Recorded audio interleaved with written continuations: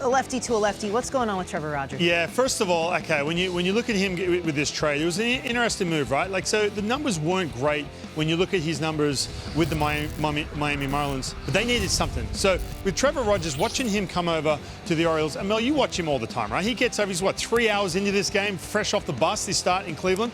Look at the fastball command. The one thing that separates Trevor Rogers is the fastball inside. He owns the inside part of the plate. And you can see right here, Adley's trying to get him in there.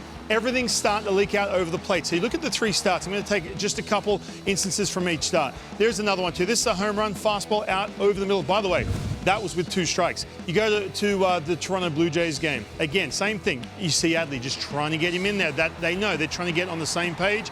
Again, it's tough when you go to a new team, but this was the issue with him. Even when he was in the Miami Marlins uniform, he has to get this right. Ball licking out over the plate. He's got that good extension, really good on the glove side.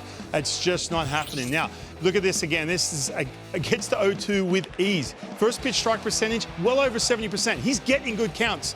But then when it's counts that matter, trying to get it in, I don't know, maybe he's trying to do a little bit too much, knowing he's in that playoff front. And then to lefties, man. Something's going on here. 600 lefties are hitting him. I mean, look, if I threw that slider to Carlos Pena back in the day, he is ripping that thing in the right field. That's right.